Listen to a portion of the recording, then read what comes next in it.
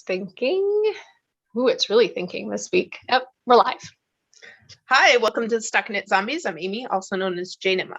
And I'm Megan, also known as Just Run It. And this is episode 328. Yay! Early / last minute decision. Yeah, because I had a last minute vacation, as in like I'm on vacation right now, and Megan is gonna start her vacation. So we were just like, well, let's do it now, and then we won't have to worry about it while we're vacationing. Exactly. But so you're already in like the vacation state of mind. I'm like, yeah, lunch at work while I'm trying to get all of the things done. But my gosh, yeah, my Friday was so busy.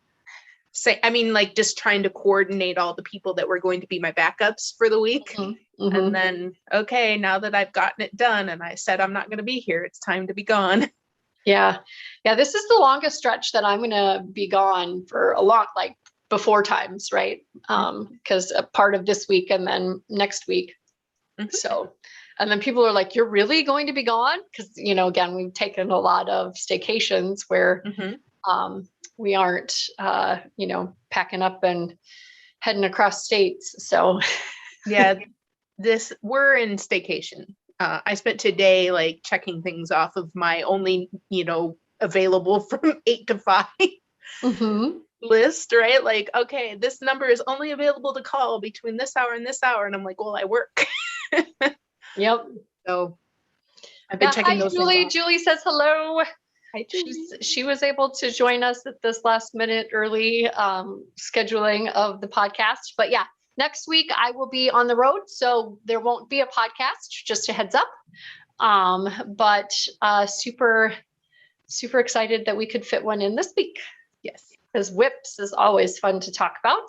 A few administrative things. I did get our MailChimp email distribution list all set up. It does appear that the Google solution is still, or the FeedBurner solution is still working if you subscribed. So I won't set everything up to send out the MailChimp until I see that goes away. So you won't get two things in your inbox.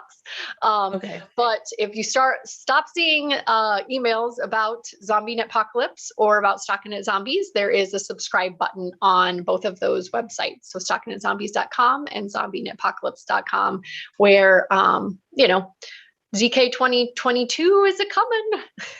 Yeah, I know, right? We'll have info about that before we know it. So yeah, super excited about that. Valerie says hi too. She was able to join us. Oh, it's good to have a live studio audience, even though when we're doing it, we made the snap decision. Also very excited about ZKN speakers. We've kind of alluded to them. So I thought I'd give you a little bit of a sneak peek about who we've got that we're currently negotiating dates. Setting the dates seems to be the hard part. Everybody wants to come talk to us, but finding dates that work for me and work for the speaker and work on our calendars is it's no joke. It's no joke. We're talking to Tracy Miller of the Grocery Girls. Super love her designs, and have been working with her since we announced the multicolor KAL, because a lot of her designs are so fun and multicolor, and using those two colors really in a really exciting way. And then also Samantha Guerin, I think that's how you pronounce Guerin, Guerin. She did the pedal party, which you knit recently, right? I started recently. Okay. Okay, preview to a whip. Well, no, it's not even an active whip right now. It'll be an active whip after I finish 2 of these. Got it. And she also has the Alder Grove, which I bought cotton fluff to be able to make. It's a super fun design. And then we're bringing Tanis and crew back to talk about the Disney book. So that'll be exciting. Tentatively, again, don't pencil it in, don't marker it in on your book, but before or surrounding Halloween, and maybe we'll do a little bit of a Disney costume Okay. situation. Super fun. Super fun. And then Amy, you've been talking to Tammy Gore, correct? Yes. Yeah. So excited. So excited. So good things are coming. We just don't have exact dates to tell you, which I know you guys have to schedule it in on your calendars as well. But super excited about all the ZKN happenings. And I've been working my graphic artistry magic and coming up with our 2021 new ZKN graphic. So Amy's gotten a preview of that and had some jam session about how we could change it maybe a little bit. So yep. I've been doing all things ZKN. Yeah. Yeah, and I feel bad. Like with Tammy, it was like I gave her date options before I okayed them with this lady. And so I was like, well, that's probably not going to work out. So we're renegotiating. Yeah. And but she's promoting that she's going to be in the next issue of Lane magazine, Ooh. which is very nice. Yeah. I don't know what the design is yet. I haven't been stalking that, but very excited. She'll have a lot of things to talk about when we do finally schedule her. And yeah, lots of whips. So yeah, sneaky peek for our ZKNers, that those are in the works. Again, just don't have official dates to like announce with all of the celebration on Instagram quite yet. So right. Do you want me to go first? Whips. Yeah. So I'm Hit still me working with your best whip. I'm still working on the blanket, so it's getting a lot bigger. Wow. So there's the edge that I'm working on. It's getting smaller, or is it still getting bigger? It's getting smaller. So there's the edge. This is no longer growing. That's always a good point to get to. Yeah.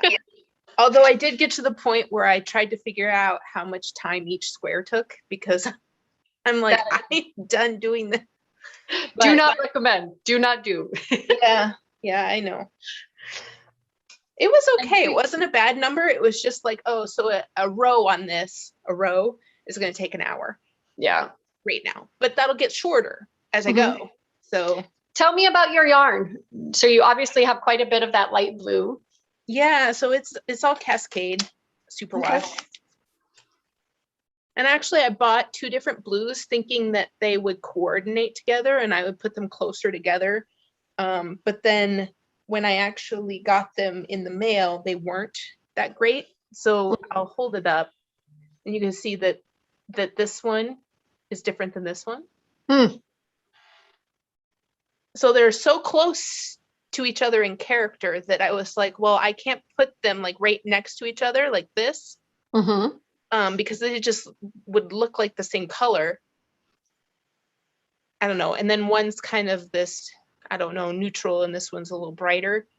So I'm just looking at them and I'm like, okay, so I made it 2-sided basically.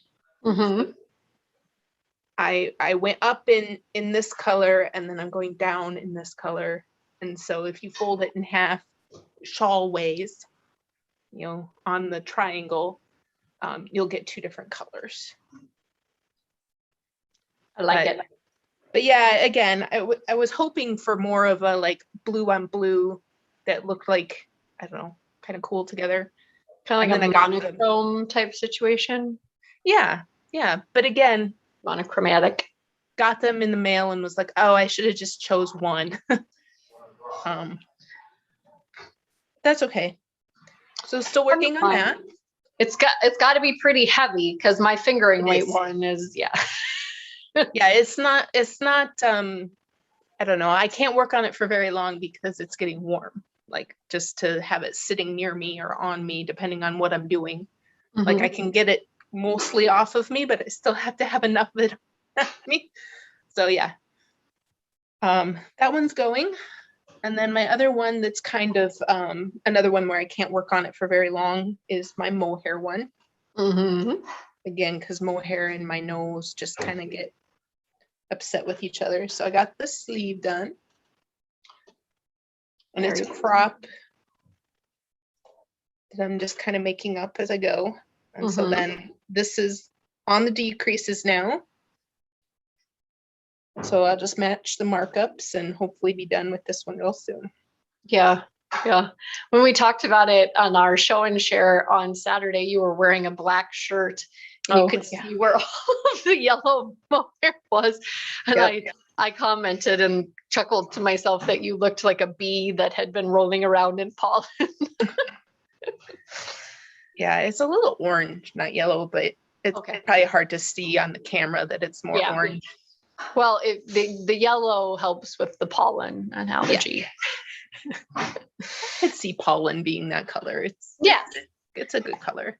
Yeah, but that's what they look like. How those have combined. Yeah, it's like that's how they look separate and together. That mohair is so small relative because that's a DK held with a lace, right? No, it's fingering. Oh, okay. But even then, you would think that it wouldn't dominate it so much, and it totally does. Yeah, totally does for sure. Yeah, I have a FO that will definitely demonstrate how much mohair dominates. Mm-hmm. But getting that put back in its bucket. Yeah, got a hohi bucket. You don't have to I don't know what that lesson learned is there, but if you're smaller, you don't have to, you don't have to be physically bigger than something. You can just be fuzzier. I don't know. I've tried to look for deeper meaning, but I don't know that it's there. And then my other one is from the Cowls book from Knitting Expat. I picked this up again. And so I have the repeats of the first color are all done. And then I've started adding in the next color. So that'll be the next color. It's only like half a row. Yeah. But yeah. So that'll be like probably a 40-inch loop that I'll join together when it's done. Yeah, that was when you talked about that was super enabling to me. Again, I don't know if it's like the math part of figuring out how many rows you wanted to do with each of the whatever, but I was like, I've got minis. I can do that. Yeah, I know. And it was really fun trying to pick the color that would go well with all of them in the contrast, the through color. Yeah, and this is just a basic Cascade Heritage in a maroon or wine. I'm not 100% sure. I can go look it up. I bought it at Eat Sleep Knit. And then the minis are from Lavender Loon. So they're like a moth, I think, because the little stitch marker came with the minis. So cute. Yeah. And so, here's an example of a later color that's going to go in with that red. Yeah. So, yeah. And they all work. I mean, I even have ones that are kind of reddish that I think are going to really work. Yeah. So I was excited to work on this one again. It's a very easy, stable color work that I can I think I'm down to where I don't really have to reference a pattern. I can just kind of reference earlier in and know where I am. So I'm enjoying that. Fun. There's a little color work thing, but that's it for active whips. As soon as I finish the mohair sweater, I'm going to pick up that Petal Party because I'm pretty excited about that. Yeah, no, it was cute. Super fun. Again, it's kind of got those lace panels. Yeah, and I got past the neck part and I'm just on the, kind of like the easy peasy, let's go part of it. So I am excited to pick it up because it will go quickly. But yeah, and then the blanket, I think, will be also another whip that'll get finished here. Yeah, my blanket squares are in my bag that Miss Julie gave us from Land's End. My bag's here. So I'm putting a black border around all of my Tunisian crochet squares that I made, similar to what Amy's doing with a blanket, but I stop after I got to 3 and then I finish it off. And then I've just got, you've seen them because I've done nothing but talk about them. And I also taught a class about them at ZK and whatever. My first ball of soliloquy, which is 150 grams of fingering weight, got me 8 squares. So I had 2 from ZK. And then I counted the number of squares that I had remaining. So I needed to order 3 more balls, which I don't know that I really thought that it was going to take 5 skeins of soliloquy to do. But it's going to make your blanket just that much, like, it's going to be huge. Absolutely. I laid it out. I think I've got like 6 by 8 or 6 by 7. If you do the math, yeah, I've got 40 squares if I've got 8 per of these.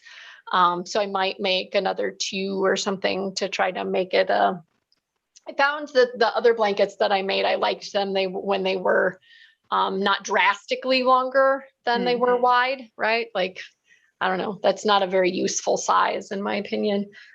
So, but I was talking about it on Wednesday night at ZKN. I ordered it Thursday morning on their custom order form because they didn't have this Don't Fear the Reaper, and it shipped on paid the invoice, as quickly as they sent it to me, and it was in the mail on Friday, and I think they're getting here tomorrow. Oh, wow. So like custom order, bam. Wow. I didn't need them that fast because I've got another whole ball of these to do 8 of them. And again, it's just kind of picking up and doing kind of a mitered square type thing where you pick up along the edge, the working edge, and put it around.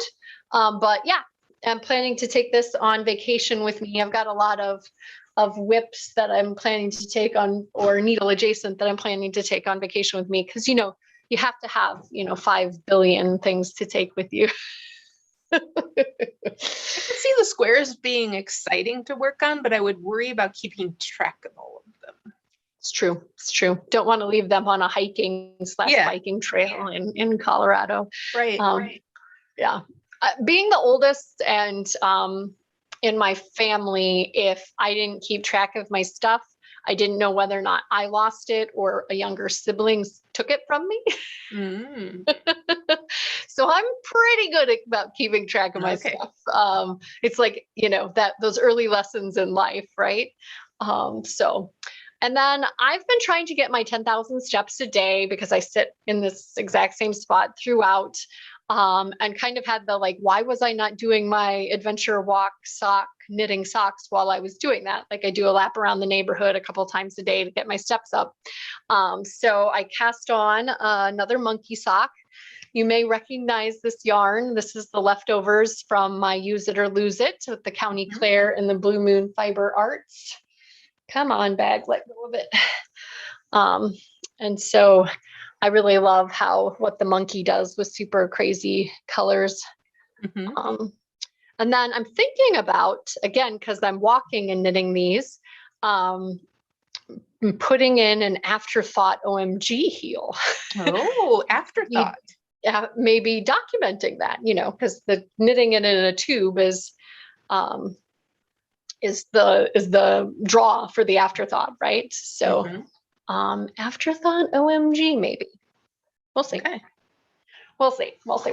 And then it's really funny. I cast this on Friday night because I had insomnia. I obviously didn't do a really great job of reading the instructions. We talked through it on the show and share this weekend. I interpreted something as a make one. It was a knit one, make one.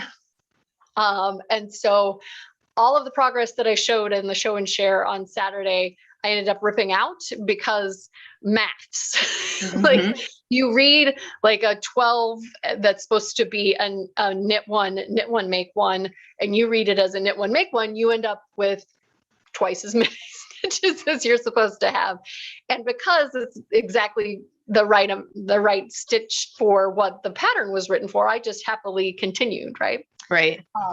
So this is the main color. It's the Hide and Peak by Max Cyr, C-Y-R. I'm not going to remember. I don't have it printed out. I don't print patterns anymore. I've turned into reference them on my phone. And these were the initial 3 contrast colors that I went with. But in Ripping Out. No, the original had a wine color. This Like is a the red. wine color. Oh, wow. It looks purple here today. Yeah, Wow. I don't. It's the It looks same camera. red Yeah. on Saturday. Today Yeah. it looks purple. Yes. Yeah, it was kind of a maroony color on the camera. But in Ripping Out, I decided that I wanted to get rid of that one. I was searching my stash, like, stirring, whatever, went and sat these three down in my kind of like staging area. And lo and behold, here was my farmer's daughter. Oh, yeah. Sport weight from this month. And right, like I was like, okay, that was exactly what I needed, and it was serendipitous. And so then I am now, like I said before, I cast it on because I wasn't tired on Friday night. Now I feel like it's keeping me up because I'm so excited about it. Oh, wow. You got really far. So excited. I absolutely love it. Again, it's coming off a lot more neon. These are a little more muted tones than so what's the color that's brown, showing brown? This one? Yeah, way down at the bottom. Yeah. This one right here? The last triangle, yeah. Oh, no, that's that pink. Oh, that's pink. Oh my gosh. Pink and green. Yeah. It looks brown. Yeah. No, again, camera a little bit, but also just color theory, right? Like, okay. I feel like when you hold things together, they pop because I mean, different. up above, it looks pink. So 100% pink. When it's next to the green down below, it looks brown in the camera. Yeah. Wow. Yep. So yeah, now I'm in the fun part where in Zoom I can just knit in the round. The yoke turned out a little long relative. So he has you do some really fun things. There's the tubular cast on for the neck. And I went up 2 needle sizes for the color work because it was ending up with the sport weight on 5s. It was ending up a little in my gauge, which was pretty close, but it was ending up a little bulletproof. So I went up to 6s for that. And now I'm back down to 5s for the stockinette in the round. But super, super love it. The only sad thing now is that all of the color work is over. Other than a little bit on the cuffs. So now it's like, okay, I got to eat dessert, and now I'm going to do my vegetables. Yeah, I'm interested to see you take a picture of that one because again, it just looks so weird on the camera. Yeah. I mean, again, some of it's the yellow behind me probably, and it was darker on Saturday when I was holding it up, right? Because it was an overcast, rainy day. Yeah. So yeah, I don't know. Camera's doing funky things, but the only thing I would say is you have to become very zen with trapping for these large areas of, because I think you end up getting to almost 30 across. That does look like a good pattern for that one where you do it behind. I forget what that technique is called. They're like floating traps or something like that. Yeah. I think so. Those would be I think that would be a good pattern for floating traps, I guess. That's what I'm saying. And again, that's just how I think of it. Right. I don't know if that's exactly it. But you add a stitch in that you take away, basically, right? It's so just always held to the directly behind, not in. And this is pretty sticky yarn. So again, I didn't mention it, but this is the sport weight from Barrett Wool Co. So all of them are minus the Farmer's Daughter fiber. But I trap every 3 because I really don't like putting my hand in stuff or getting it caught on like a bra clasp or whatever and having a stitch get pulled wonky. So I'm really kind of OCD about my trapping. I on that one I trap, but only at the 7. So 5s are okay with me. Yeah. But at the 7 I trap. Okay. Well, I did a lot more trapping than you do. But it wasn't, you kind of get into a flow with it. Well, and I will say that on mine, it's going to be on the inside of the cowl, so I don't even know if trapping is really necessary. Yeah. I mean, I guess it's Nothing's still a gonna little, be- if your tension isn't, because again, trapping helps not only keep it from getting caught, but it also keeps it from like you having a spot where you can't stretch the fabric out because so if you're doing a good job tensioning your yarn yourself, if it's all going to be internal and it's never going to, I wouldn't think that, you would have to do too much, but super loving that. And then the other one that I'm planning to take with me is my Illuminate, which I've got some mohair from Trolla, Miss Lola Bean, and this is Bazinga Blue. And I'm excited to see how that comes up. I'm experimenting with using a fingering versus a sport. So. Can you hold the Trolla sideways? I think we're losing the color when you, there we go. Yeah. Yep. Yeah. So Illuminate's kind of fun. Just looks like a green fuzzball, gray. Yeah. So Illuminate's kind of fun because you hold mohair double as the contrast color. Oh. So that'll be interesting. And more color work. Yeah. No, I've seen the Illuminate without the fuzz, and I think that might be how I make mine. Just a normal color work. Yeah, I my what one did I? Oh no, I did hold some mohair in with my Pink Fizz. Oh.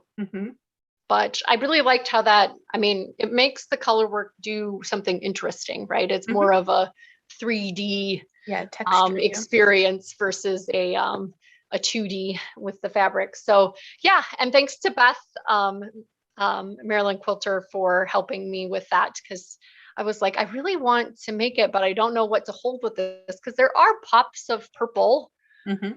And very light sections as well.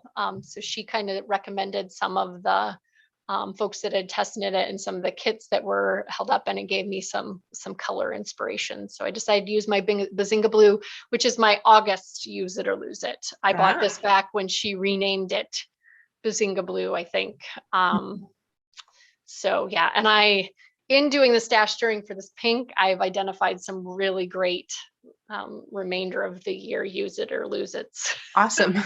Yeah, no, I'm really enjoying the challenge. I think I'll continue to do it to at least, once a month, not just buy Ooh Shiny and cast on something new, but actually try to use some of my old stash. So I haven't had to lose it yet, but I am enjoying the challenge of stirring stash and finding new patterns to use with old purchases. So I definitely have 2 sweaters quantity that I'm like automatically on the top of my brain that are in there that I'm like, I should be working with these. Like I bought some from an LYS that closed down. It was some really nice rustic yarn in some muted colors, and it's just one where there's color work on the top potentially.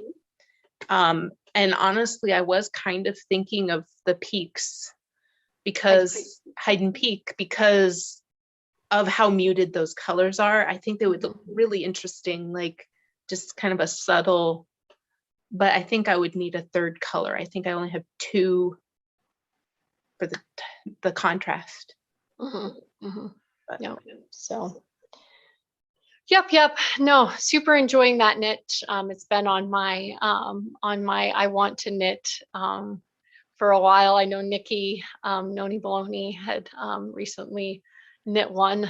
I think that was part of my I need to knit that. So Nikki joined, as did Susan.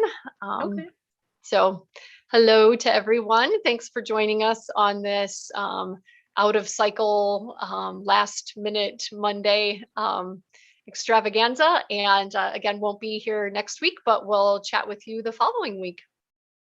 Yep, we are on vacation. Well, Megan's on vacation, but I'll be taking a vacation.